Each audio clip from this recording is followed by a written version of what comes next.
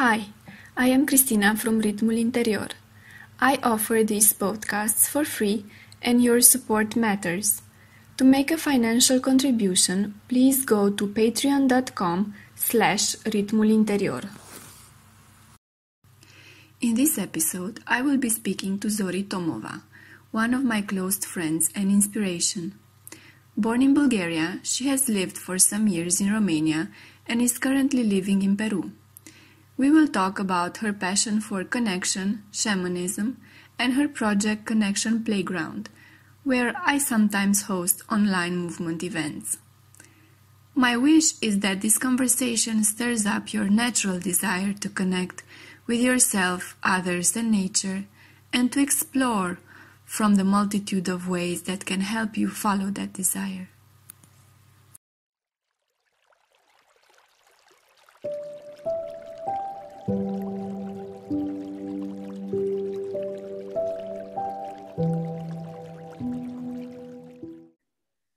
Hi Zori, thank you for joining us today and accepting my invitation.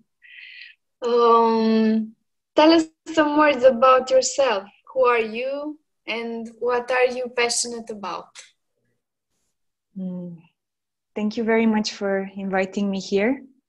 I feel it like an honor to be here and to be sharing with you. And at the same time, I'm noticing some excitement and some fear kind of intermingling within me. So my name is Zori, and what I'm passionate about is connection. Is about exploring what that word means and creating spaces of connection for people to be present and engage with themselves, with one another, with nature. So this is what I'm passionate about, and I do it in the form of coaching, in the form of a community that I have started that's called the Connection Playground, where we come together with different practices that can support us in reconnecting. And I also do some shamanic work where I journey into that, more creative space of the psyche, more imaginative space, the dream space with other people, and support them to explore what's there and how they can bring it into consciousness. So that's a little bit about me. How did you get to find your passion? Tell us a bit about your process of getting here. So it started off, I guess, a couple of years ago. I was working in IT. It was 3 years ago, and and I had ended up there because I was attracted by the kind of creative, open-minded energy of the space and the nice people there. But it never really clicked with my heart. It never really felt like what I was doing spoke to my heart and was meaningful in a more kind of the sense of its impact or what it's creating for people. And so eventually I decided to quit that, and I spent some time trying to figure out what to do next. I had managed to save up a bit of money so that I didn't have to jump straight into something else. And I decided to go to Bali. And because I thought, there's some more freelancers, more digital nomads, people that are in this kind of more freestyle way of being, and maybe we can come up with some project together. And I remember when I arrived there, I went to some of those places where they were hanging out, and I just went in, and 5 minutes after I was out, I was like, no, this is not what I'm here for. So I spent some time in this in-between state, not really knowing what to do next with myself. And I stumbled upon this really interesting person. His name is Jem Bendel, and he's a professor in sustainability leadership from the UK. And the first time I ever met him, I noticed that he was looking quite somber, quite down. And I asked him what was going on, and he told me that he had just finished this round of research into our climate situation, and that things were looking really, really bad, and that he had reasons to believe that civilization as we know it would be down in the next 10 years or so. Mm-hmm. And I inquired into what does that mean, and how it's going to look like. And he was telling me about this thing he was calling it the multi-breadbasket failure, where a lot of people, because of the changes in climate, would have issues actually with farming, and therefore will have issues with food. And he said that there is a high chance that in the process, lots of people are going to die either from hunger or from any kind of civil disobedience or stuff that is triggered by that. And so, when he was telling me all of this, I had this question in my mind of like, okay, what if he's right? And what if I'm one of those people that will be dead in 10 years? And and then I had this answer, well, if I would really, imagine that I would die in 10 years, I better make sure I live them. And they was like, but what does it mean to live them? I don't even know what it means to live them. And my answer was, well, I feel alive when I feel connected, when I feel fully present and engaged with another person, with nature, with different parts of my psyche, with projects that I'm passionate about. And then it was like, okay, does it matter if I die tomorrow or in 10 years or in 50 years? If this is what makes me feel alive, this is what I should be doing.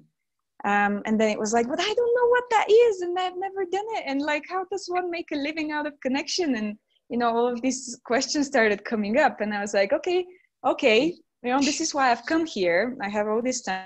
I'm going to actually just commit to following this experience, following the experience of connection, exploring what it might mean, and through that, I'm going to trust that the right forms are going to emerge, the right forms of serving others with that. So this was basically the beginning of this journey for me, and the discovering of, really, it's a passion, it's a purpose, it's a meaning that I have, that I associate with. Really exploring what connection means and how can I experience it. Yeah, you've been an inspiration for me for the last years, you and your journey, and we keep connecting to each other and connecting similar processes, and it's very inspiring for me to see how you are evolving with this. Thank you. It's been the same for me, because the way I see it is kind of like a journey that I'm sharing with lots of other people, that are on this wavelength. And then there's, out of those people, there's specific ones that I very much resonate with, and I feel like there's so much beauty being created as we just explore these territories together and inspire one another. So you've been an inspiration with me as well, in the way that you connect with the body and with nature. And just someone I always know, like whenever we meet, we're going to find some very interesting things to explore together. Yeah, thank you. So tell us more about the Connection Playground. Why do you think it's important? Yeah, so the Connection Playground, in its first initial form, arose out of this, awareness that my life moving forward would be about connection. And I was just like, okay, but I need to figure out how does that work. And so what I ended up creating, I was back then in Ubud in Bali. I just brought some friends together, and I was like, okay, I want to do this thing. I want us to play with connection. And the way it looked like initially, it was just like we would have, different people coming in and sharing different practices that they have for connecting with themselves, with each other, and with nature. And we would have each of those three elements, self, other, and nature, in one workshop each week. And for me, it was really like this almost like a university, now that I know what I want to study. It's kind of like it's kind of like, okay, let me make this space where I can actually learn about this. And so this was something that kept on running for 15 weeks while I was there. And so we explored these 45 different activities, starting from, different kinds of meditation, different kinds of authentic relating, wheel of consent, shamanic work. We were going out in the garden and exploring what it's like to express a plant in movement, in dance.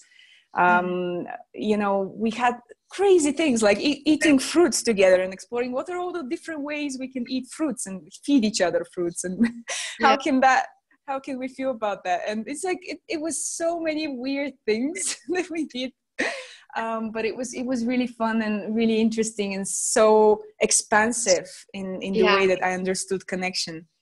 And moving forward from there, I was traveling a lot the last 2 years or so. So it was difficult to keep any community going, including that in Bali that I started. It continued for a couple of months, and then everyone who was there left, because that's how Bali is. Everyone goes for a bit and then they go and they leave, and things fall apart and new things emerge. And so that fell apart. And then as I was traveling, I kept on, playing with this online, offline, in whatever way I could. But it was only actually now when the coronavirus started and the lockdown started, when I felt like, okay, it's time to do something more on this. And this is a good moment to bring this spirit to an online space. And so what I did was I just reached out to a couple of people that I resonated with, and I was like, how about we do this? And they jumped on board, and we just started creating these online spaces, online gatherings that would be very, very intimate, like just usually around 8 people or so. And in those spaces, we would just bring different practices or different questions that were present for us, even if we didn't have any specific idea of what is supposed to be this practice or this space, how it's supposed to be facilitated properly. It was this kind of like, okay, let's experiment with things, let's see what comes up from this. And we started hosting and doing things like every week. At least 5 or 6 events were happening during lockdowns. And why I think this is important is because I believe connection is important. And I believe that we have a pretty narrow scope of, understanding connection in a daily kind of situation. But as we expand that scope, I feel that there's a lot that emerges from that supports really the evolution of human consciousness, of our own consciousness, and of that of the collective. And and so and for me it's so interesting to play with consciousness, to poke it, see what emerges if we do this or we do that. And and it seems like it can be done also online, and it's been a very exciting journey for me, doing this with others and seeing people from all over the world come together and that's what together. I wanted to ask you. Where are the people from? There's people from many different locations. I guess there's a cluster around Bulgaria, where I'm originally from, and Romania, where I spent a couple of years of my life. But there's also quite a few people from around Europe, from the Netherlands, from the UK, from Germany, from France. There's also people from Peru, where I'm currently based. There's people from the US, just friends who I met in Bali and went to live back there. And also some people that are in Bali currently, and in Thailand, which are also this kind of more spiritual, personal growth kind of centers that I'm connected with. Okay. So it's like maybe people you knew and people you didn't knew before coming to the playground.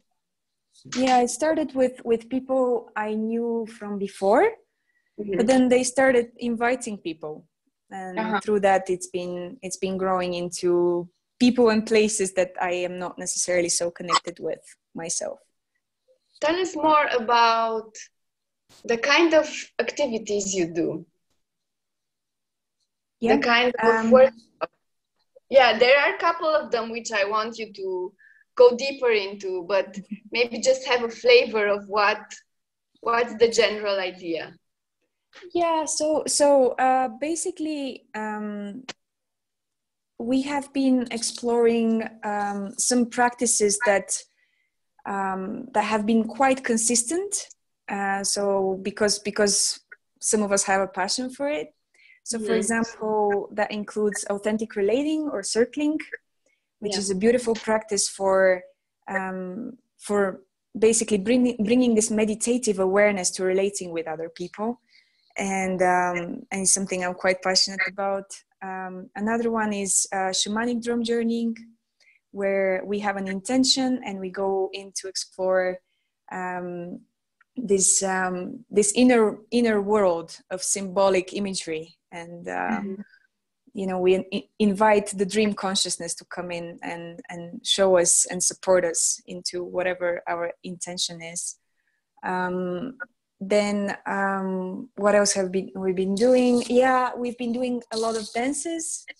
There's this trance dance practice that is like, basically you have a drum track and you blindfold your eyes, and you allow for movement and imagination to work together, and to show something about whatever it is that we want to address. We've been working with, for example, now we have one session coming up with boundaries. We've been working with the shadow. We've been doing councils of all beings, where we bring different beings that want to express through us. So that can be animals or plants or mountains or rocks, and we just allow them, invite them to come in, and then we speak as them, each of us representing a single one. That's one of them that I'm interested in, that I didn't have the chance to participate yet, but it sounds very interesting to me, because it connects me to nature somehow, to my way of working with nature, and recognizing that there are so many different ways of working with nature. Yeah, absolutely. Yeah, so that one has been a favorite for me as well, because of what you just said. And yeah, and there's also a little group of people that has formed that is like quite passionate about what is this and how do we shape it. And it's based actually on the work of Joanna Macy, who has this work that reconnects, which is a wonderful piece of work. And we've kind of taken some of that, but also deviated a little bit from it, because her focus, the focus of her work is on feeling our pain for what is happening in the world and in the natural world right now. Yeah. And she has been using this tool as a way to feel that.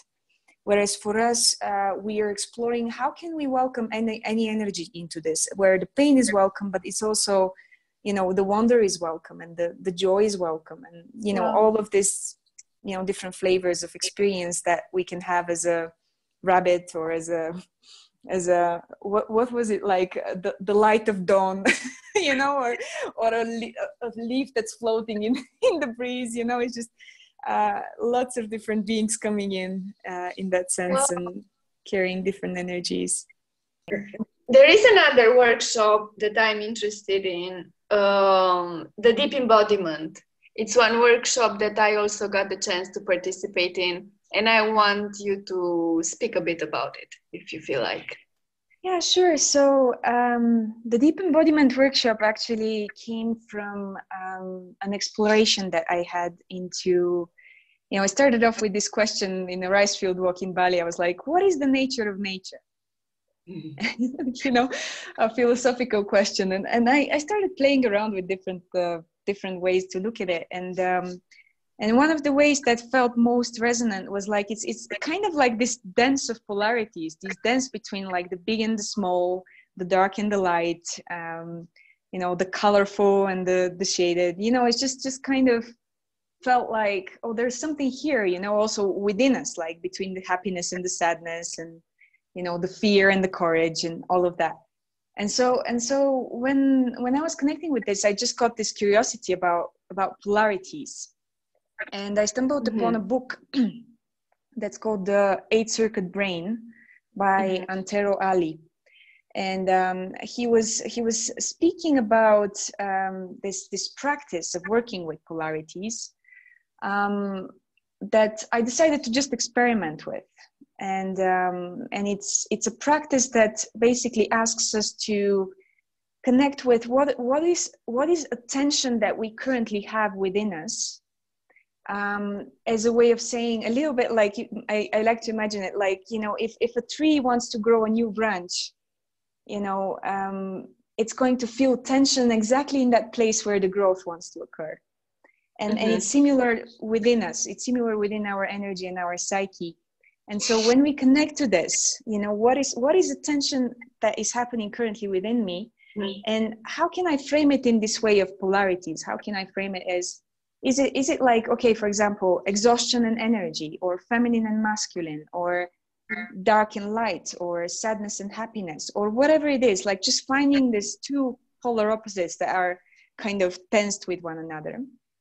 And once we have that intention, what we do basically is like, there's about 20 minutes of just getting into the body through different kinds of practices. That's basically with 5 minutes of stillness, 5 minutes of flexing the spine, 5 minutes of breathing into the muscles, and 5 minutes of moving very vigorously so we generate heat in the body. And so that kind of prepares us for this work.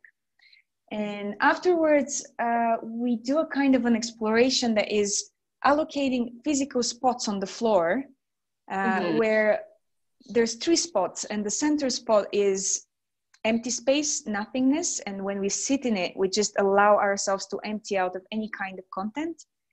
And then we kind of go into one polar opposites, let's say that's the feminine, and allow the feminine to fully fill in our bodies and to fully take over. And then we move back to the center, we empty it out, then we go into the masculine, allow the masculine to fully take over our bodies, and just allowing the sensations, the emotions, the images, the memories that come up with that. And in that exploration, they find a way to integrate, they find a way back to a balance with one another. And I found this practice very, very powerful for myself. And that's why, when this whole thing started, I was like, oh, maybe I can share this with others and see what happens. And it's been one of the most beautiful spaces we've had. I really enjoyed it. Yeah. How was it for you? I'm curious. I remember you joined for one of them. How it was for me? Oh, it was very rich. I remember that there were so many things popping up in such a short period of time. Like, there were so many images. I really had to process that for a while.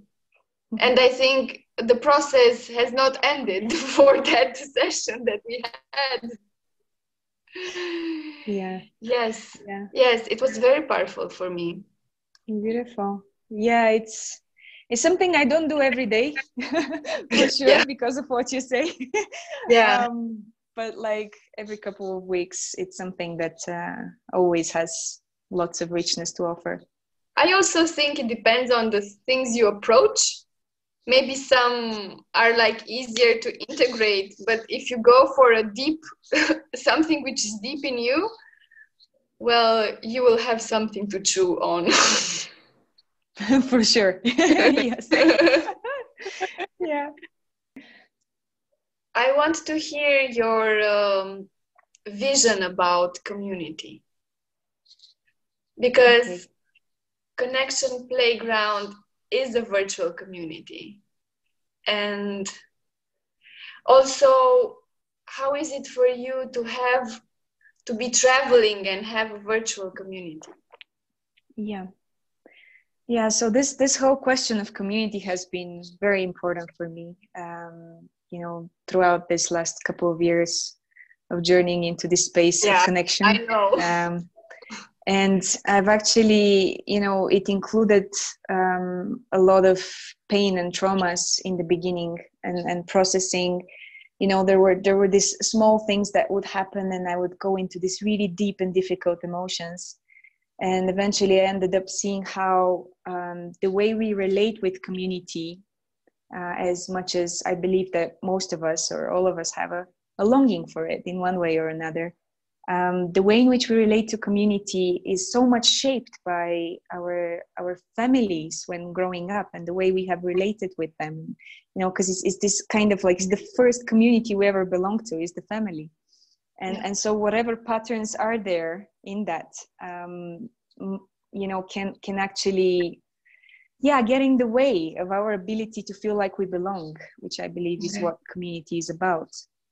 And so, and that can create like external manifestations in the form of like, we try, for example, I was trying, and it's like, it started, it was amazing, and then it crashes. And then I try again to start, and it works for a bit, and then it crashes. And it's like, there was just this feeling of like, just difficulty with that in the beginning, and especially with all of this moving around,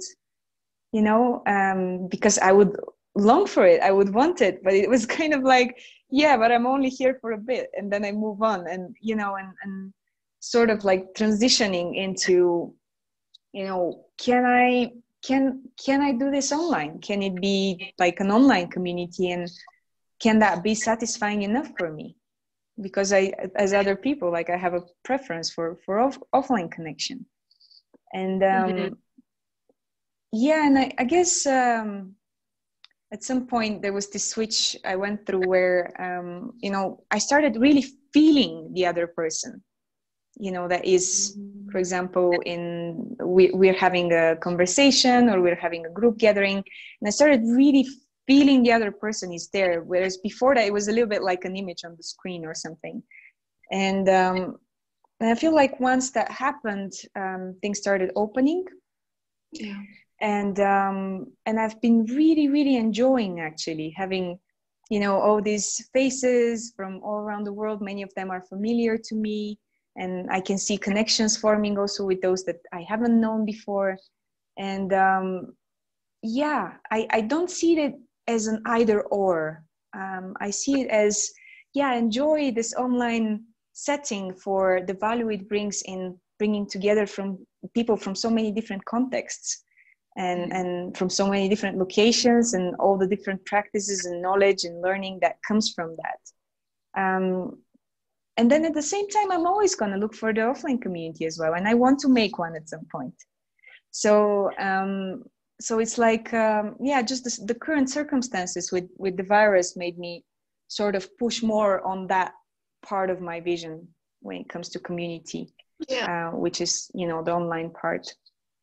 But I'm not sure I answered your question. You did.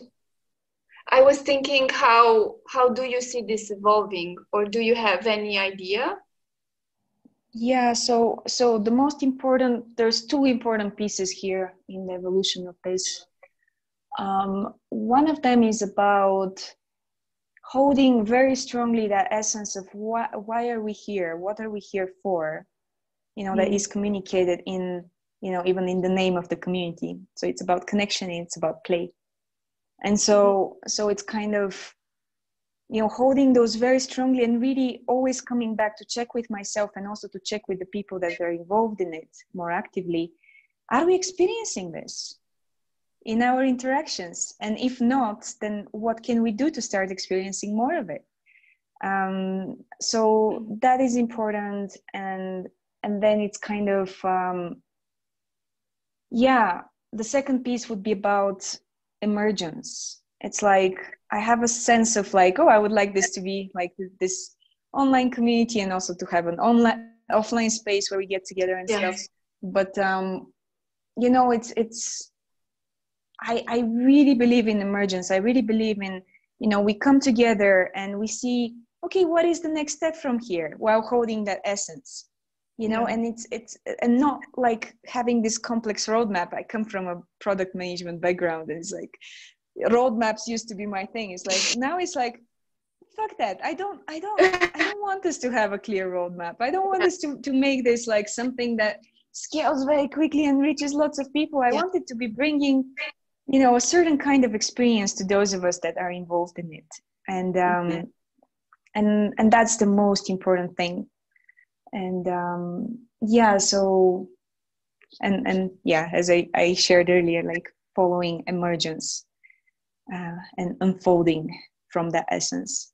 It's more this feminine way of creation, like I like to call it, which is very different from the masculine. Oh, this is the direction. This is where it needs to go, and these are the steps to get there. Yeah, where you only see what's the next step. You don't see the next 5 steps. And maybe sometimes you don't even know what's the next step, but you're like feeling into it. Yeah, absolutely.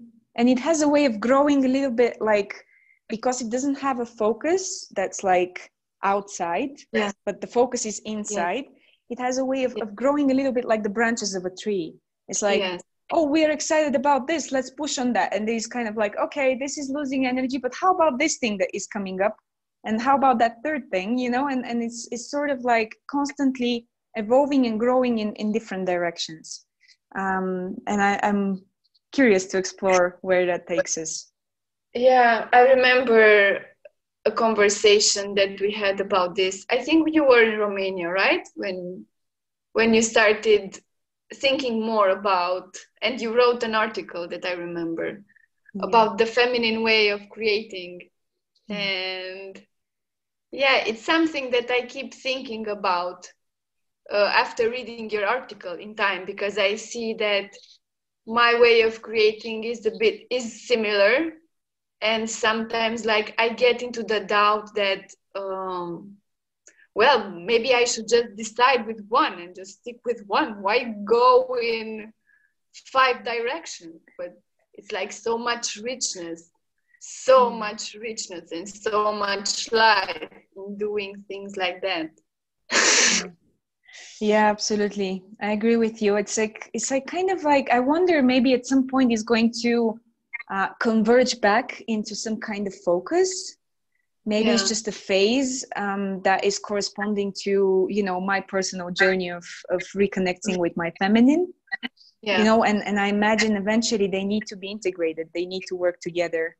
And in a way they do, but like, I just feel like there's something in me that keeps on loving this venturing out into spaces that are less familiar, and just exploring. It just brings me joy to do that, as you say, like it makes it feel alive. Tell us where people can find you and find what you are doing. And you already said what you are offering, that you are offering also, besides the Connection Playground and all the multitude of workshops, you're offering coaching also? Yeah. And where can people find you if they're curious?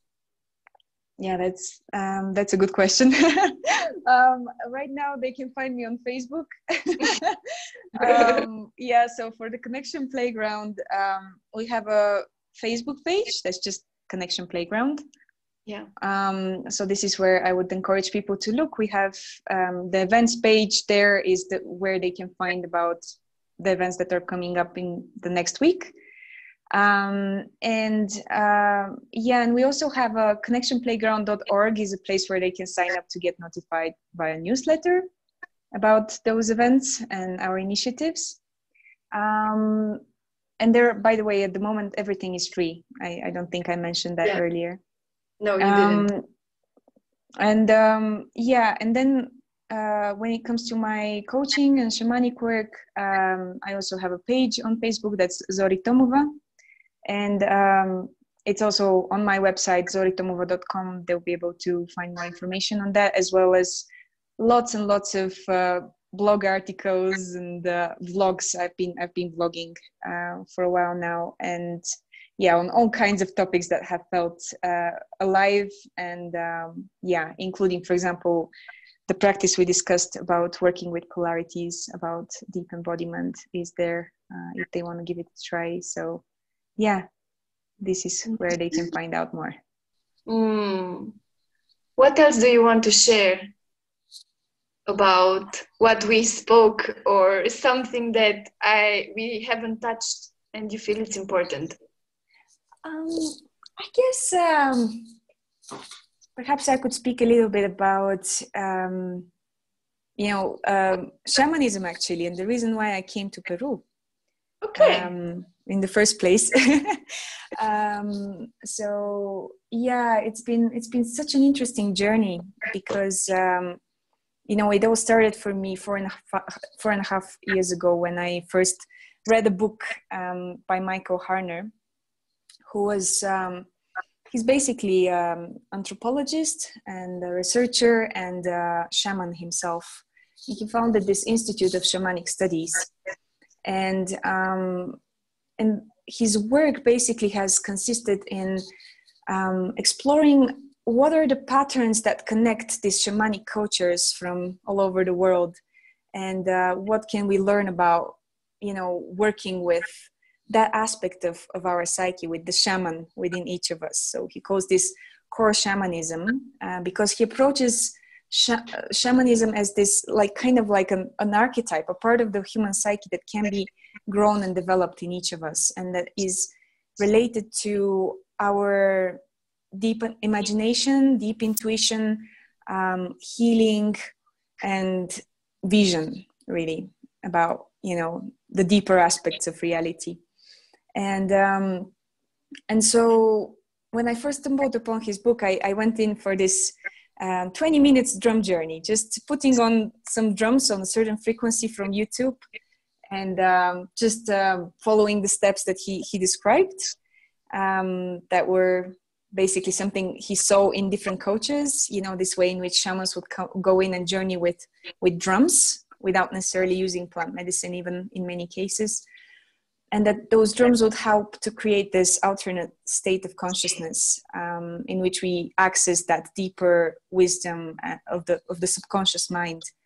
And the first time I journeyed in this way, it really blew my mind. It was like, what the hell is happening here? Because I didn't think of myself as a very visual person. I didn't remember my dreams, and then suddenly it's like this whole inner world that is so rich in symbolics and images and sensations and emotions and everything. And and ever since that moment I knew this is something I'm going to keep in my path, and I believe it is it's been really supportive in this process of completely transforming my life and moving from IT into what I'm doing today. And I keep it to this day. I do it every full moon and every new moon. And I've been also facilitating spaces around it in the playground. And basically, it is also the reason why I decided to come to Peru, because I was like, there is something here. I want to learn what this is about. I want to come into a space where there is a stronger culture around shamanism, and I want to learn from it. Mm-hmm. And when I was coming here, I was having this idea of I want to find an elder shaman that can guide me a little bit more into this path. And then I came here and I realized that maybe I will not find that elder shaman. I don't know why. It just didn't happen. But what happened instead is that I found this guidance through plant medicine. Mm-hmm. Which was way more used and way more honored here. It's not just used, but it's honored in the way that people are and the way that people approach it. They really kind of come from this space of respect for this spirit, and they have all these intentional ways of working with San Pedro, with ayahuasca, with mushrooms, with coca leaves, and all these different kinds of plants. Also bufu kambo, which is frog medicine. Yeah. And it's been just this completely different realm, to explore. Yeah. Where I like to think of it as kind of exploring what it's like to open up my consciousness to share it with another being. and to see what emerges from that. And I haven't done that much of it as compared to what other people here have been doing. Like there's people that have been doing it for like many, many years and have very deep relationships with, for example, ayahuasca or San Pedro. But I did one ceremony with ayahuasca, one with San Pedro, and exactly when the lockdown was starting, I also connected with mushrooms, psychedelic psilocybin mushrooms, and they've been an amazing teacher. They're called golden teachers even, and it's amazing to be in a culture in which this is so okay. It's like it's completely legal, it's completely fine, everyone is doing it, and and it's incredible the amount of healing that is generated through this kind of work and the amount of insight. So it's been extremely supportive of my path. And I even took part in this campaign that's called Thank You Plant Medicine, that was running in many different countries and organizations, and people just sharing their stories of healing from plant medicine, and just promoting their legalization and their wider use, because I really believe that they have a lot that they can offer to us when used intentionally. Yeah, thank you for sharing this part also. It's so much welcomed. So good hearing you. It's like I had this while hearing you, I was thinking, wow, I can really fuel myself with this podcast I'm doing. If I go into a dark place in a certain moment, I can just listen and be inspired. And